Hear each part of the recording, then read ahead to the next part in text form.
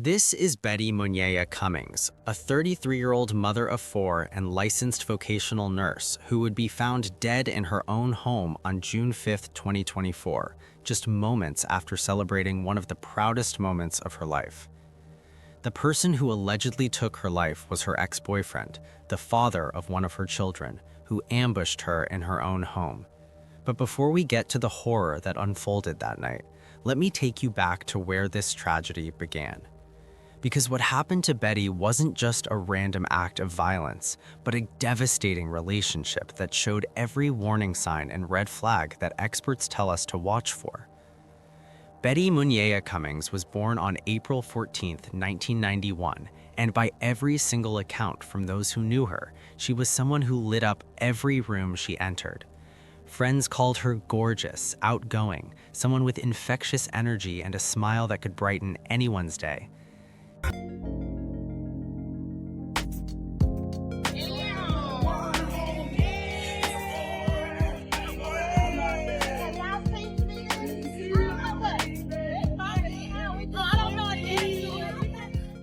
She earned the nickname Betty Boo because of her spunk, her sass, her warmth, and that sophisticated kindness that made her unforgettable to everyone she met.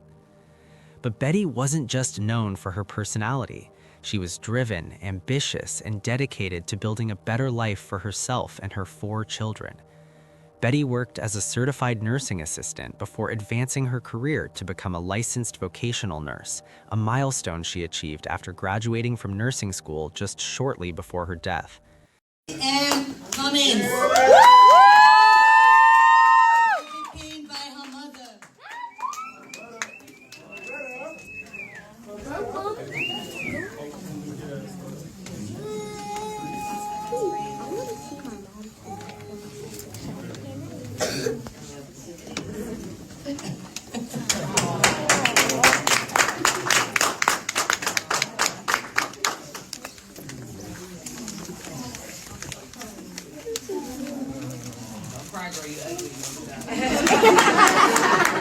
They go through this.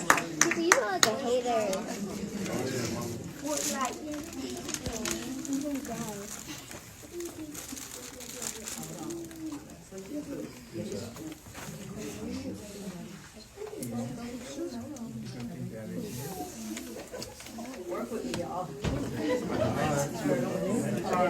Hey, don't get in front of my camera, Nisha.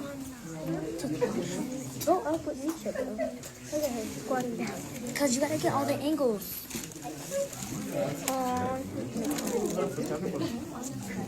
There we go. Hey!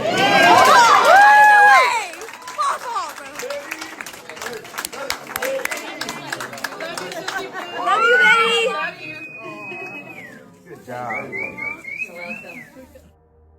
Her colleagues described her as amazing, someone whose patients absolutely adored her warmth and dedication. She specialized in psychiatric nursing because she felt that's where she could make the most profound impact on people's lives. And her life seemed to be moving in the right direction. She had recently moved into a new home, creating that stability she wanted for her family. At the same time, she was supporting her own mother through a battle with pancreatic cancer, showing that same caregiving spirit in her personal life that she brought to her professional work every single day. But running parallel to all these achievements, to all this growth and progress, was a relationship that friends and family say had become increasingly troubling. For nearly 2 years, Betty had been involved with Demond Jones, a 36-year-old man who fathered one of her children.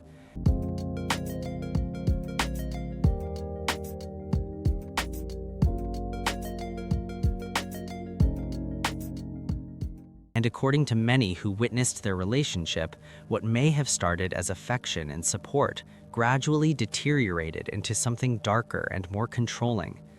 Their relationship marked by possessiveness, by control, by behavior that set off alarm bells for the people who cared about Betty. And Betty ultimately made the brave decision to prioritize her safety and the safety of her family by ending things. And that decision, that act of self-preservation and protection, may have been what ultimately cost her everything. Because here's what we know about domestic violence and about cases like this. We have spoken repeatedly about how the most dangerous time for someone in an abusive or controlling relationship is when they try to leave. That's when the control is lost, the possessiveness turns into something far more dangerous, and that's when acts of violence escalate. Believe the victim, understand and believe that what's happening to them is real. The CEO of Weave, a crisis intervention provider in Sacramento County, told me there's support for victims who are contemplating leaving their relationship and support to help with healing from that, even for children who may witness domestic violence at home. What resources are out there to support children? At Weave, we offer counseling for children as young as 4 years old. Because if we can get to them when they're young, reassure them that this violence isn't their fault. You can't help but feel for the poor kids that are left behind that need, obviously, the emotional support. Yeah, absolutely. Sure, and we also want to provide the domestic violence hotline. If you or someone that you know needs help, you can call that number 800-799-7233 or text START at 88788. And June 5th, 2024 should have been one of the happiest days of Betty's year. That evening, she attended her daughter's 5th grade graduation ceremony, celebrating this milestone moment with her child, proud and beaming as any mother would be.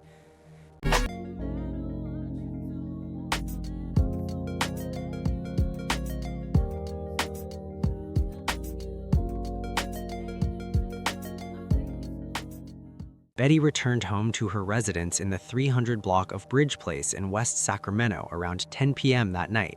But what she didn't know was that DeMond Jones was waiting for her. What happened next was captured in a frantic 911 call that no child should ever have to make. One of Betty's children, a juvenile who was present at the home, witnessed their mother being shot and immediately called 911 to report the shooting. When West Sacramento police officers arrived at the scene, they found the reporting child outside the home, distressed and traumatized by what they had just witnessed. As officers prepared to enter the residence to secure the scene and locate Betty, Jones emerged from the garage and was immediately detained without any further incident. Inside the home, officers located Betty in critical condition. She had sustained a gunshot wound to her upper back, and despite the officers immediately administering first aid and rushing her to a nearby hospital, she was pronounced dead shortly after arrival. Now let's go to West Sacramento, where tonight a family is gathering after a woman was shot and killed, and a child is the one who called 911. Police say the suspect was the woman's boyfriend. Your reporter Madison Keevy working this one for us tonight joins us on set. Still lots of questions weaved into this tragedy, Madison. Yeah, Tony, police haven't released the name of the woman killed, but we do know that there was a vigil tonight for Betty Moya Cummins right at the home that was a crime scene just last night. West Sacramento police tell us that a child called 911 to report Cummings was shot by her boyfriend, who police say was DeMond Jones. He's also in custody. They also found 2 guns at this scene, which is an apartment complex in West Sacramento. One of those guns was hidden in a bush. Now, a lot of this is still under investigation, as we know, Madison, but at the center of this is domestic violence. Police say a boyfriend killed his partner. We know that a child is the one who's a potential witness now in all this. So let's talk about resources in cases like this. Yeah, that's... But here's where the physical evidence starts painting an even clearer picture of what happened that night. A firearm, believed to be the weapon used in the shooting, was discovered hidden in a bush in front of the property. And there's more. Jones himself had sustained a gunshot wound to his left foot during the incident, though the exact circumstances of how he received this injury remain unclear in public reports. Was it self-inflicted, or did it happen during a struggle? These are questions that would need to be answered, but what we know for certain is that Jones was treated for his injury at a medical facility, cleared by doctors, and then transported to be booked into Yolo County Jail. The West Sacramento Police Department was clear in their initial assessment of what had occurred. This was a domestic violence-related shooting. It wasn't a robbery gone wrong. The immediate aftermath of Betty's death terrifies the West Sacramento community and beyond. Right now, funding for this work is at risk. There's a proposed nearly 45% funding cut to crime victim services statewide. They're going to slash our funding to the point that they won't even fund a whole person to do the work, let alone any infrastructure. This crime in particular happened in West Sacramento. Empower YOLO just made the decision to close their office there. So there won't be services in West Sacramento for a victim of crime. On June 6, 2024, just one day after the shooting, family members, friends, and neighbors gathered at the crime scene for a vigil to honor Betty's memory and express their collective heartbreak and grief. People lit candles, shared stories, released balloons, and remembered Betty not as a victim, but as the vibrant, loving, dedicated woman she had been throughout her life. They talked about her infectious personality, about how she was always ready to help others, about her big heart and her unwavering commitment to her children and her patients. But alongside the grief and the mourning, there was also anger. There was frustration and questions about how this could have happened and what could have been done to prevent it. Social media posts and memorials in the days and weeks following Betty's death emphasized her role as a loving mother and called urgent attention to what advocates describe as an epidemic of domestic violence, particularly affecting Black women in America. Now, we don't know what led up to the shooting. We don't know the nature of their relationship, but we do know that there was a relationship, which of course led us to these, more resources and diving deeper into those domestic violence, helplines and such. Yeah, you can't help but feel for the poor kids that are left behind that need, obviously, the emotional support. Yeah. Because the statistics are genuinely alarming when you look at them. Black women experience intimate partner homicide at rates significantly higher than women of other racial groups, and cases like Betty's are unfortunately not isolated incidents, but part of a much larger, more disturbing pattern. Organizations working in the domestic violence prevention space used Betty's story to amplify their calls for better resources, more accessible support systems, and enhanced protective measures for people trying to leave dangerous relationships. They emphasized the need for mental health support, particularly for the children who survive these tragedies and are left to grapple with trauma that no young person should ever have to process. But here's what's truly frustrating about this case when you start digging into the details. When you look at Demond Jones's background, search through public records and criminal databases, you find something that might surprise you. He had no prior criminal convictions. There's no documented history of arrests for violence, no parole hearings or inmate records tied to his name related to violent crimes. On paper, before June 5, 2024, Demond Jones looked like someone with no criminal history of violence. But here's what that actually tells us, and this is something that advocates and experts in domestic violence want people to understand. The absence of a criminal record doesn't mean the absence of abusive behavior. It doesn't mean there weren't warning signs or that the relationship was healthy or safe. What we do know is that there was a child support case filed by Yolo County against Demond Jock Jones on April 9, 2024, just about 2 months before Betty's death. This tells us there were ongoing family law matters, ongoing obligations and responsibilities that Jones had towards his child with Betty. And we know from detailed accounts and reports that the relationship between Betty and Jones was marked by possessiveness and controlling behavior, the exact kind of dynamics that domestic violence experts tell us are major red flags and predictors of escalating violence. What makes Betty's case even more heartbreaking is when you compare it to other similar cases and see the patterns that emerge over and over again. Take the case of Rashonda Franklin from Richmond, California, whose story bears striking and disturbing similarities to what happened to Betty. In 2017, Rashonda Franklin, a 30-year-old mother of 3, was ambushed and shot by her estranged boyfriend, lawyer Deshaun McBride, while driving her 2 young sons, ages 5 and 9, to school. A neighbor's surveillance camera captured part of what happened. Around 8:45 a.m., Franklin was driving her boys to school when a silver Mercedes pulls up alongside her, then in front of her, blocking her path. She's seen backing up her Jeep. Police say Franklin's estranged boyfriend, 43-year-old lawyer Deshaun McBride of San Pablo, gets out, walks up to her, argues with her for a few seconds, and shoots her. He can be seen walking back to his car and drives off in his Mercedes. The attack occurred after weeks of harassment and stalking following their breakup. McBride had shown the same possessive, controlling behaviors. He couldn't accept that the relationship was over, stalked Rashonda to a church parking lot, and pursued her vehicle as she desperately tried to get away with her children in the car. Despite Rashonda's frantic 911 call pleading for her children's safety, McBride fired into the car and killed her in front of her sons. The parallels are chilling. A recent breakup due to abusive, controlling behavior and fatal shooting by an ex-partner. The traumatic involvement of young children who were present during the attack and forced to witness their mother's murder. The signs of possessiveness and stalking that escalated into lethal violence. And here's what's even more alarming about Rashonda's case. Police had actually been called to her home for a domestic disturbance just 2 days before the murder. Officers responded, saw the situation, but made no arrest, and 2 days later, Rashonda was dead. These are the missed opportunities that haunt these cases. These are the moments where intervention could have made a difference, where the system could have protected someone who was in danger, but for whatever reason, whether it's lack of resources, lack of training, lack of legal authority, or just bad judgment, the protection didn't happen. It took 8 years for justice to come in Rashonda's case.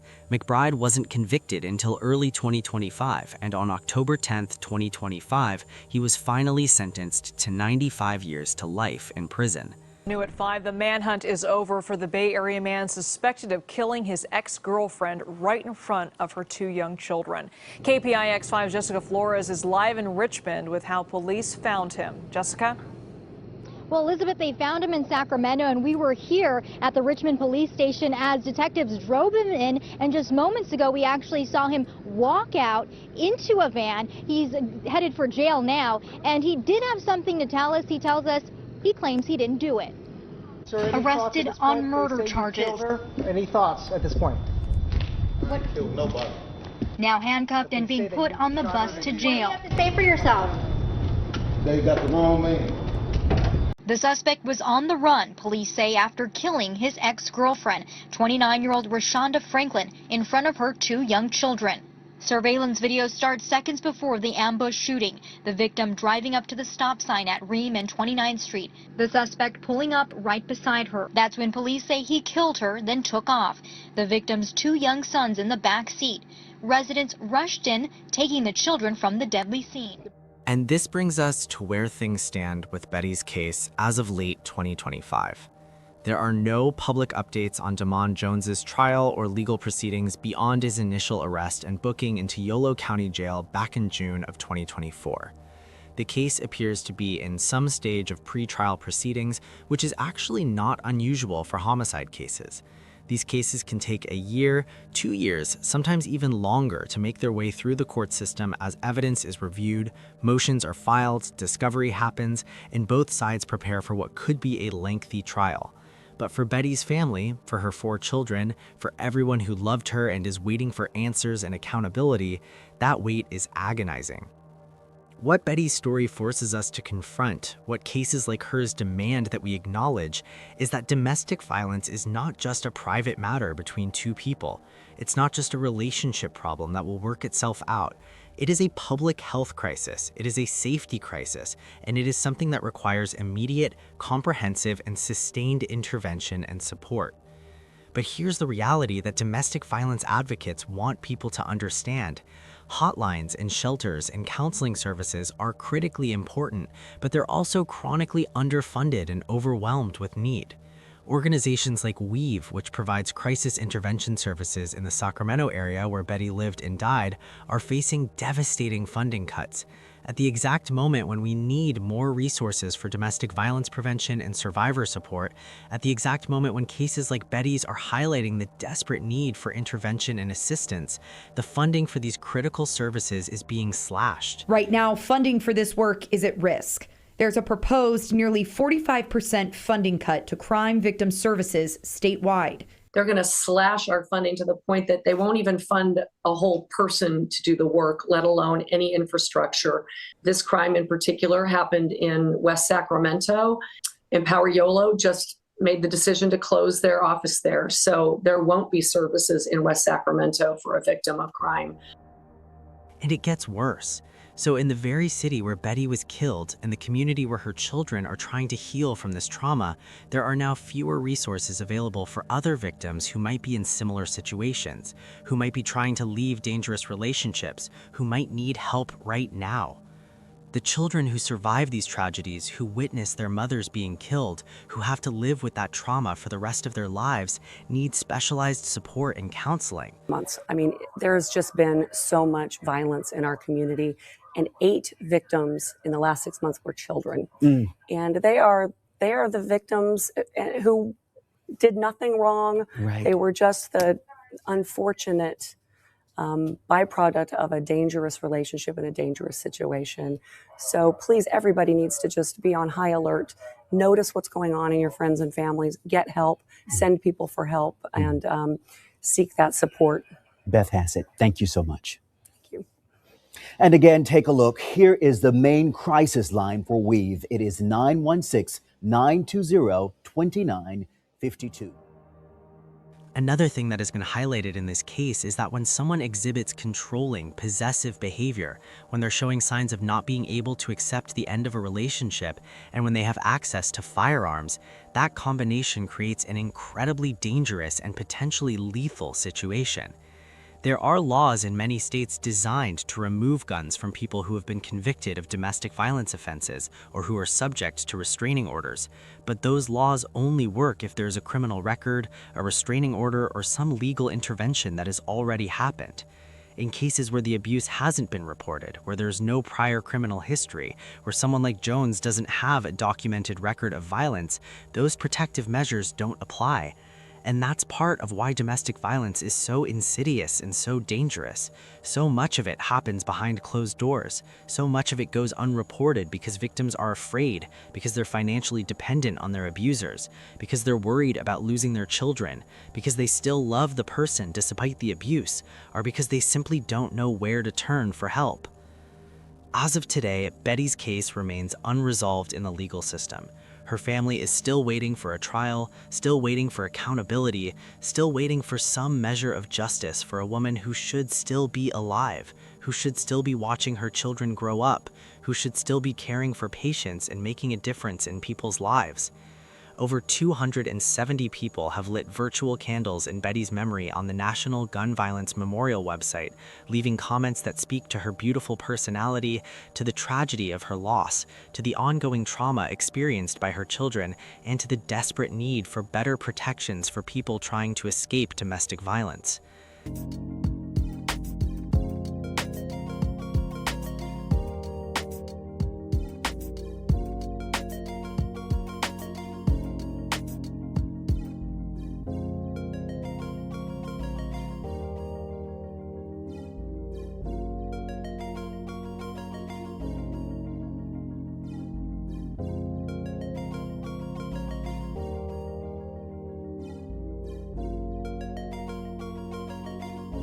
What do you think about this case? Let me know in the comments section. Also, click on one of the cards on your screen to see more videos like this.